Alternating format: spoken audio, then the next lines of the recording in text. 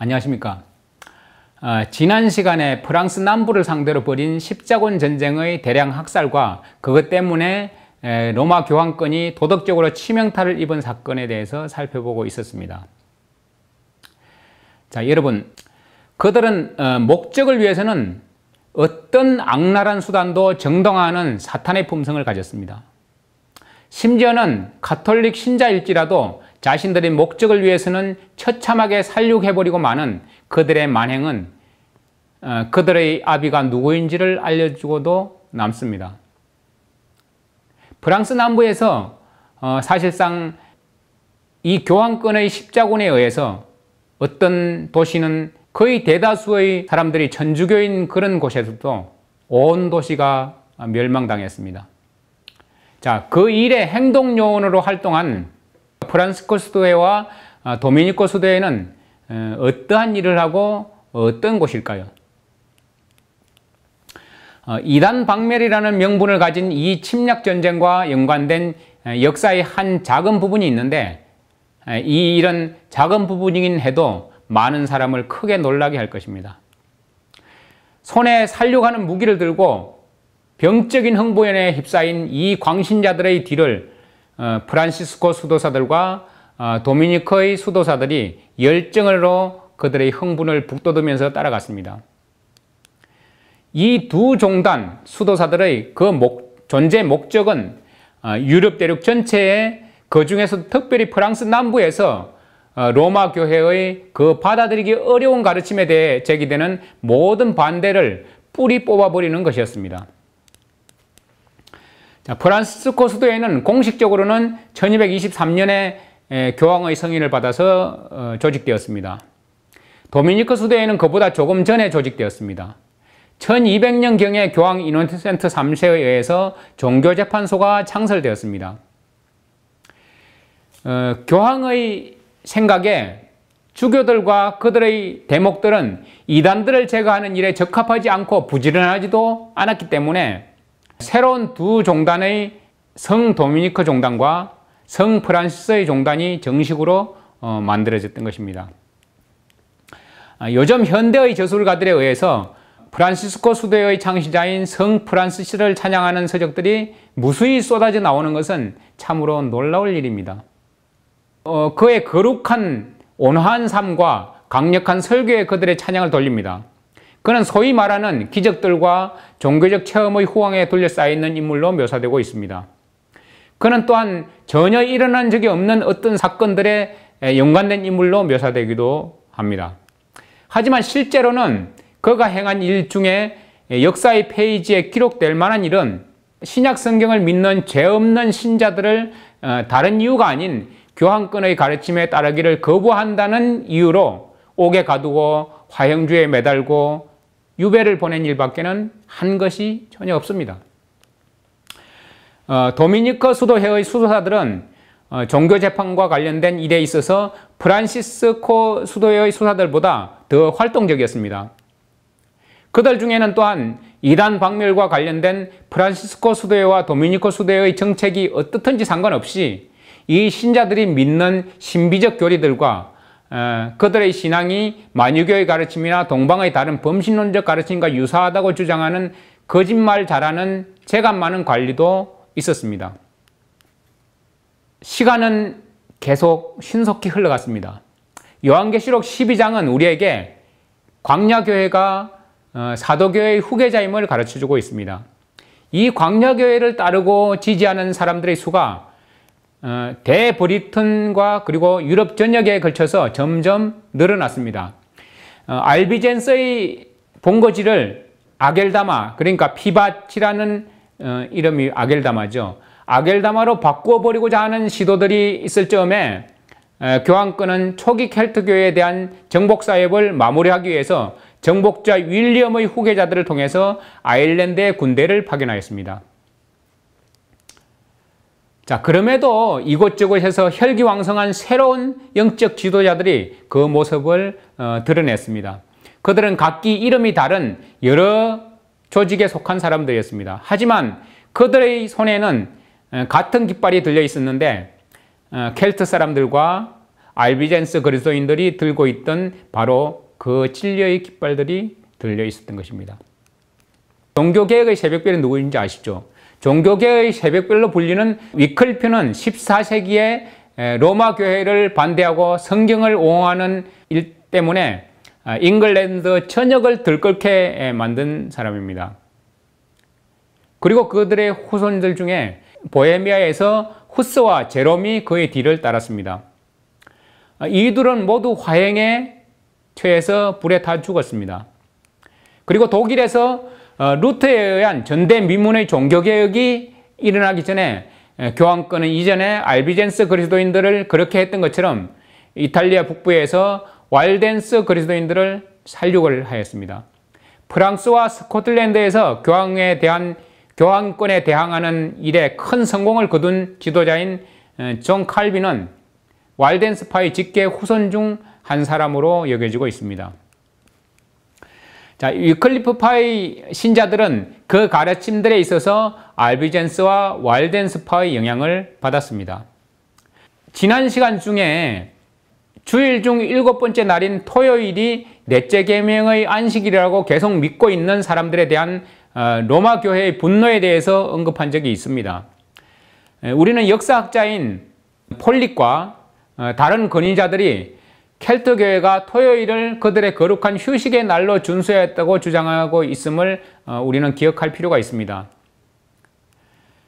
또한 그 학식을 널리 인정받고 있는 학자들이 웨일스 사람들이 12세기까지 이와 마찬가지로 안식일을 거룩히 구별했었다고 단언해 온 사실도 기억할 필요가 있습니다. 바로 이 날이 피트 브루즈파와 헨리파에 의해서도 준수되고 있었습니다. 아드니를 비롯한 몇몇 학자들은 폴리시안, 바울파이죠. 바울파도 안식일을 준수하였다고 기술하고 있습니다. 신뢰할 만한 역사학자 중에서 왈덴스인들과 그리고 알비젠스파가 본질적으로는 안식일 준수자들이었다고 하는 사람들도 있습니다. 종교개혁 때문에 그 시작점으로부터 한 세기의 3분의 1이 지나기도 전에 유럽의 강력한 나라들이 교황권에서 떨어져 나갔습니다. 그럼 이제 교회가 광야에서 나올 때가 된 것일까요? 아닙니다. 아직 그때가 된 것은 아닙니다. 종교개혁은 광야교회 역사의 일부분에 불과하였습니다. 그 일은 1260년의 기간 안에 벌어진 사건이었습니다. 요한계시록 12장에서 광야교회의 후계자로 지목된 교회는 바로 종교개혁으로 세워진 교회가 아닙니다.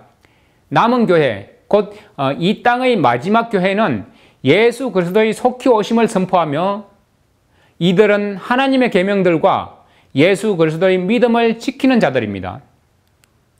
이 남은 교회가 바로 광야교회의 참된 최종적 후계자인 것입니다. 자, 그럼 신성 로마 제국의 몰락에 대해서 한번 살펴보도록 하겠습니다. 종교개혁이 서유럽에 있는 나라에 성경을 되돌려 주었다면 프랑스의 혁명군은 유럽 대륙의 나라들의 옛 제도의 소나기에서 벗어나게 하였습니다. 인류에게는 완전히 자유와 더불어서 학문과 과학을 연구할 수 있는 전례 없이 좋은 환경이 제공되었습니다. 이제 그들은 성취된 예언의 빛 가운데서 그들이 하나님의 뜻을 믿고 그 뜻대로 살고 있음을 온 우주 앞에서 보여줄 수 있는 또 한 번의 기회를 맞이하였습니다. 미국이 그 헌법에 완전히 종교 자유를 명시한 첫 번째 국가였습니다. 물론 대영 제국과 다른 몇몇 국가들은 그들의 헌법에 종교에 대한 관용을 표현하고 있는데 이것은 실제적으로는 종교의 자유를 허용하는 것을 의미하였습니다. 하지만 그들은 여전히 국교의 체제를 유지하고 있으면서 그 국민에게 법적인 권리로서의 완전한 양심의 자유를 보장하고 있지는 않았던 것입니다. 자, 미국 독립전쟁으로 상당한 충격을 받은 프랑스에서 평민들이 봉기해서 귀족들과 성직자들의 전체적 통치를 붕괴시켜 버렸습니다. 그들은 또한 미국의 권리장전을 본떠서 프랑스뿐 아니라 혁명군이 가는 모든 지역에 종교의 자유를 선포하였던 것입니다. 자, 이 혁명은 프랑스군이 로마에 입성해서 교황을 감옥에 가두고 추기경단을 해산시키고 로마 시내에 있는 7 언덕 중에 가장 유명한 카피톨린 힐에서 종교 자유를 선포한 1789년 5월에 이르러서 그 절정에 달하였습니다. 자, 바로 이때가 역사에서 1260년의 기간이 마감되는 때입니다. 여러분, 이 기간을 기억해 주시기 바랍니다. 옛 제도를 무너뜨리는 일이 계속되었습니다. 전쟁의 천재인 나폴레옹은 스스로 프랑스 혁명군의 우두머리가 되어서 샤를마뉴와 교황 사이에 맺어진 불법적인 연합에 의해 세워진 모든 것을 유럽 대륙 전반에 걸쳐서 다 제거해 버렸습니다.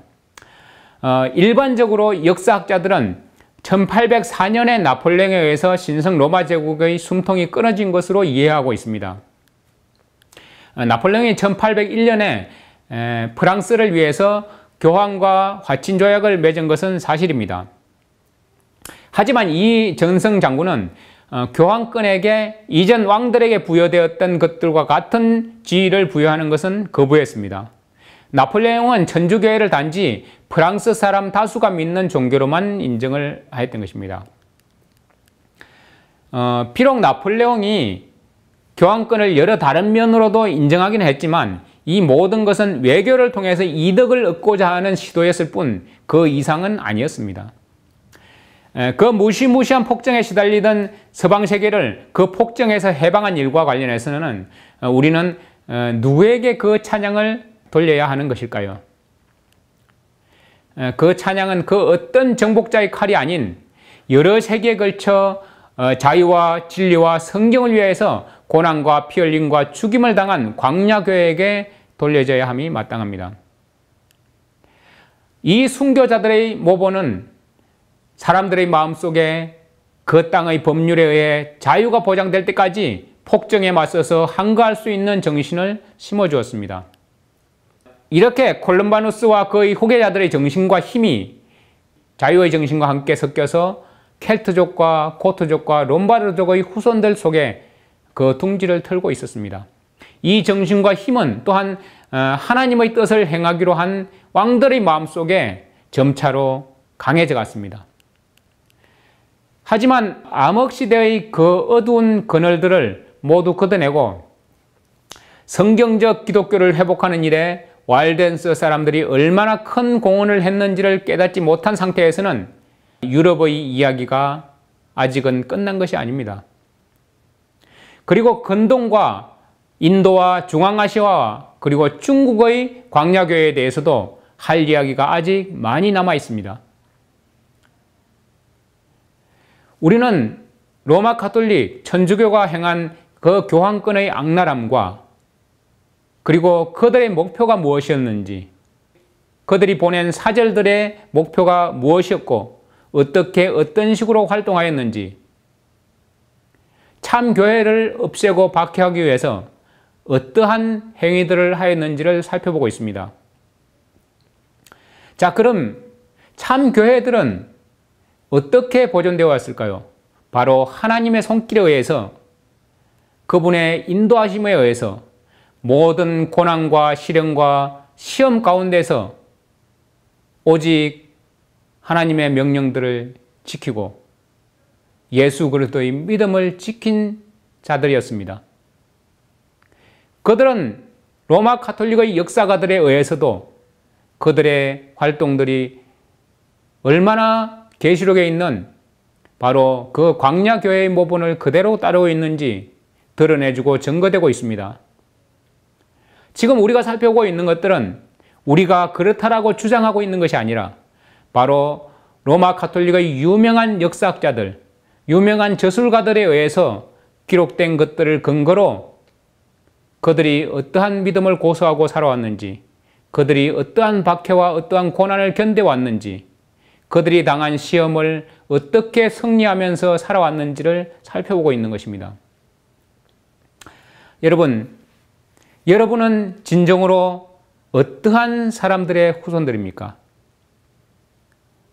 여러분은 예수 그리스도를 따르는 사람들입니까? 아니면 사탄의 정신을 가지고 지금도 맹렬하게 불타오르는 그 혈기를 어찌할 줄을 몰라 다른 사람들을 박해하고 죽이고자 하는 열망으로 가득 차 있습니까?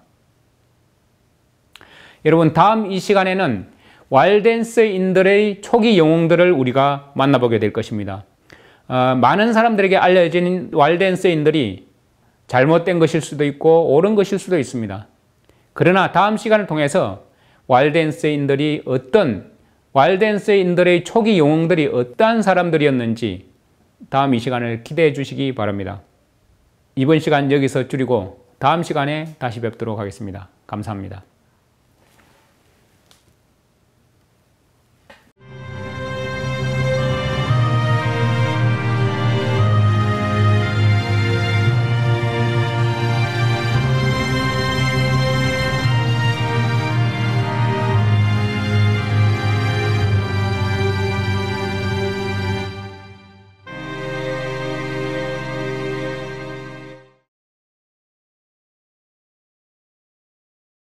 성경에 기록된 1260년에 관한 예언과 작은 뿔에 관해서 한번 살펴보도록 하겠습니다. 다니엘서 7장 23절부터 26절에 보면 그러므로 그가 이같이 말하기를 넷째 짐승의 땅 위의 넷째 왕국이 되리니 그것은 모든 왕국들과 달라서 온 땅을 삼키고 그것을 밟아서 산산조각 낼 것이라. 이 왕국에서 나온 열 뿔은 장차 일어날 열 왕들이며 또 하나가 그들의 뒤에 일어나리라. 또 그는 먼저 것과는 다르며 그가 새 왕들을 복종시킬 것이라. 그가 지극히 높으신 분을 대적하여 큰 말들을 할 것이며 또 지극히 높으신 분의 성도들을 지치게 할 것이며 또 때들과 법들을 변경시키려 할 것이라. 또 성도들은 그의 손에 주어지되 한 때와 두 때와 반 때까지니라. 그러나 심판이 시작되리니 성도들이 그의 권세를 빼앗아서 끝까지 그것을 소멸하고 멸망시키리라 하는 예언입니다. 다니엘서 7장에 기록된 예언의 사설은 상징적 동물들을 통해서 그 예언을 기록한 선지자의 시대로부터 그리스도의 재림 때까지 일어날 세계적인 사건들을 보여주고 있습니다. 세계를 지배한 네 번째 제국인 로마 제국으로 종종 해석되는 다니엘의 예언에 나타난 넷째 짐승의 머리에는 10개의 뿔이 달려 있습니다. 자, 주석가들은 이 열 뿔을 로마 제국을 침공하여 그 넷째 짐승의 본래 영토였던 제국의 서쪽 부분을 무너뜨리고 그 지역을 차지한 게르만 민족의 열 왕국으로 바르게 해석하고 있습니다. 자, 우리는 여기에서 작은 뿔의 출현과 큰 세력으로의 성장, 그가 열 뿔 중에 세 뿔을 뽑아버린 것, 그리고 그가 하나님을 대적하여 하는 말 등에 관하여 주목할 필요가 있습니다. 자, 작은 뿔과 관련된 이러한 사건들은 1260년 동안 행하여진 그들의 성도들에 대한 핍박으로 이어진 사건들입니다. 교황권은 항상 자신들의 전통이 성경과 같은 권위를 가지고 있음을 주장해 왔습니다. 교황권은 사람의 눈 같은 눈을 가지고 있는 더욱더 강력한 권세를 얻기 위하여 부르짖고 있었습니다. 자, 이 세력은 적시로 자신의 진노를 이탈리아로 도피해 있던 사람들에게로 향하였습니다. 그들은 저스티니안의 칙령을 피해서 동방으로부터 도망온 그런 사람들이었습니다. 이 사람들은 교황권이 다니엘서의 작은 뿔이며 또한 사도 바울의 편지들에 나오는 죄의 사람임을 확신하고 있던 왈덴스인들과 합류하였습니다. 바로 그때 참 교회에는 큰 독수리의 두 날개가 주어졌으며 그 교회는 이 날개로 창세로부터 지금까지 이러한 환란이 없었고 후에도 없을 큰 환란을 도피해서 도망하였습니다. 자, 이렇게 암흑시대가 시작된 것입니다. 로마 교회는 그 어떤 로마 황제가 가졌던 권세보다 더 큰 권세를 휘두르며 참교회를 점점 더 광야 깊숙이 몰아넣습니다.